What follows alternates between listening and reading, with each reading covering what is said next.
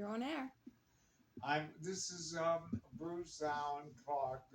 I might as well be known as the Duracell Bunny of audit resolution. I keep going and going and going.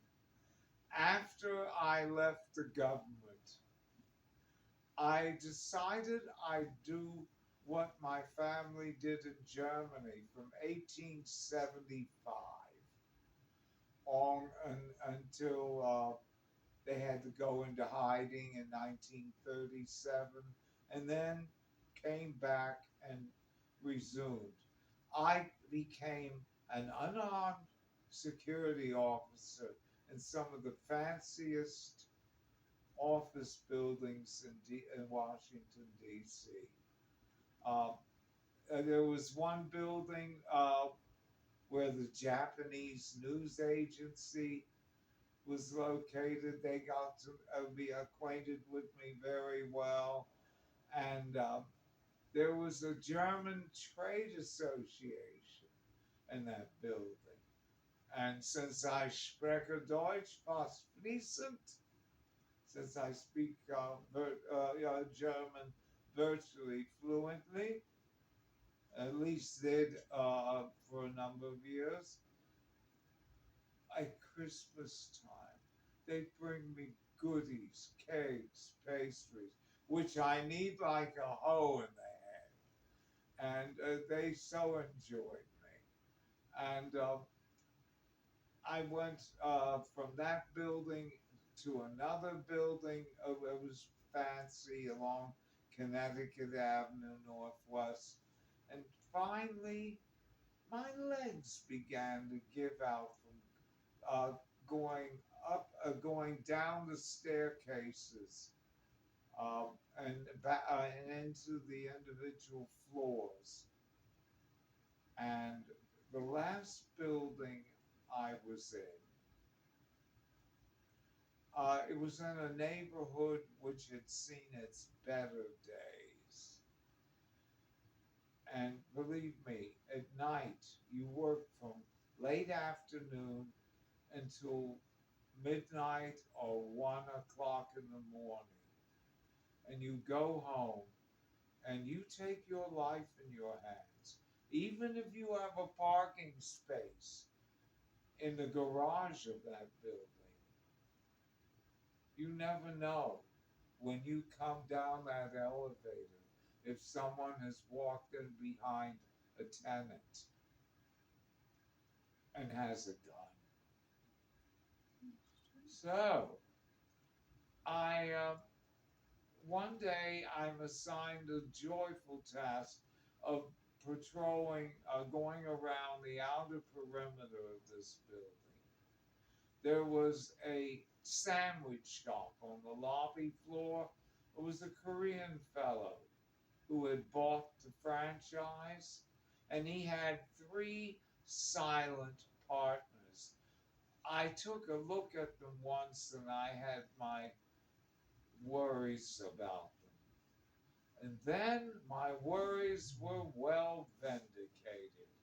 As I walked past the Chinese restaurant on the lobby floor of that building, another restaurant, I see this doped up looking guy with a big sack of white powder handing it to him. I detected the fact that it probably was not laundry detergent. I kept my mouth shut. I walked around the building. I came back, and would you believe? Would you believe? 2 nights later, I've locked up my keys. I've gotten on the elevator to go down to a garage, and guess what I see? Three stretched limos with black windows, front and side. And I thought to myself, if I try to run up the staircase, all the doors are locked. If I get on the elevator, I won't have a chance. They'll come after me. So I triumphantly marched into that garage area, past them, singing a marching song in German. Valerie, Valerie, Valerie, Valerie. You know, I was better then. And I got in the car when they saw I wasn't afraid of them. You've never seen three stretched limos fly out of those spaces and up the ramps and out of that garage. The next day, I arrived for work,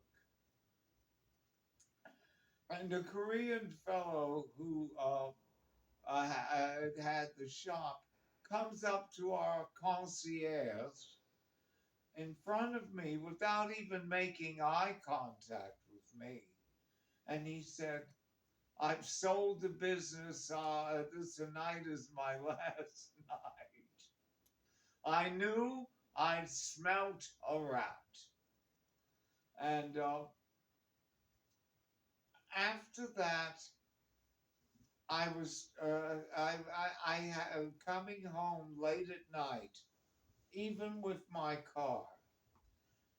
I was almost carjacked three times on the way. They would try to force me over to the curb and get in the car, and I'd drive off. Very nerve wracking. And somehow I knew the ways to evade them, but it was getting to wear me down. And I would use, I knew the alleyway system in my old neighborhood. The neighborhood was developed over 100 years ago, and I knew all those alleyways. And I had a garage, and I had an electric push button opener button. The garage door opened. I'd come in, the garage door went down, the lights went out in the garage, and I waited for anyone who was trying to tail me to go past and not see me. One night, I'm out. My garage door is still open, and this old Jewish man from Dresden, Germany, who had lived in his house, I'd say, since 1944. He sees these guys, they're looking up to no good coming down the far end of the alley toward us. And he says in German, I almost died with laughter. Those who get up in the morning early have a high opinion of themselves. And those who get up late in the afternoon or the early evening have less than no opinion of themselves.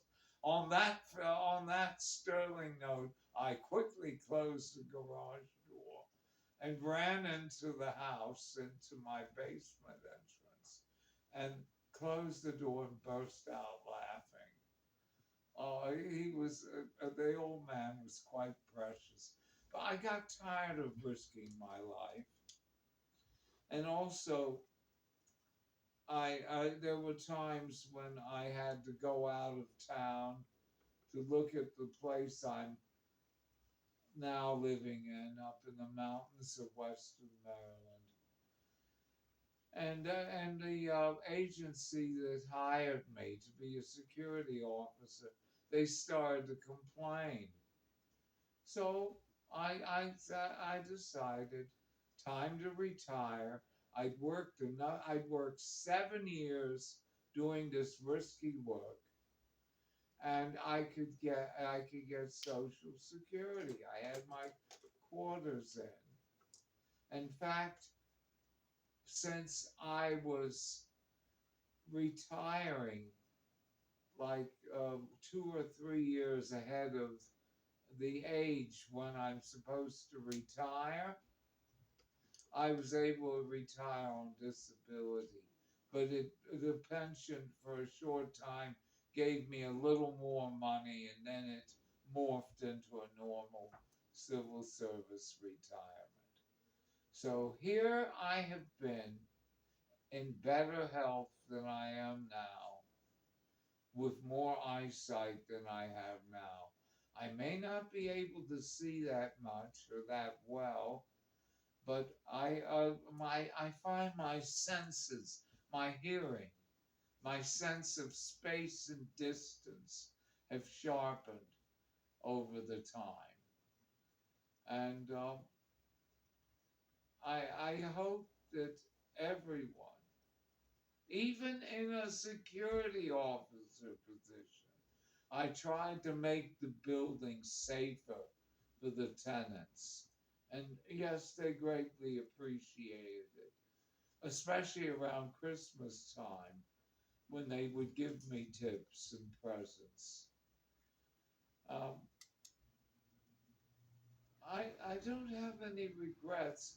I wish I could have remained in good health longer, but you add up.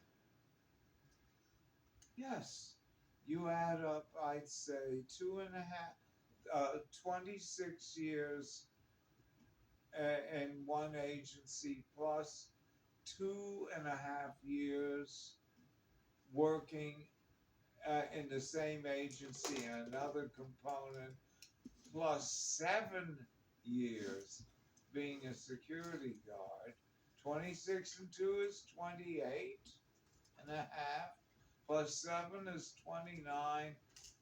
As the former owner of the Carnegie Deli in New York said, enough already. I've had it. And I've tried to enjoy my life and enrich the lives of others I associate with. And I think I've done a fairly good job.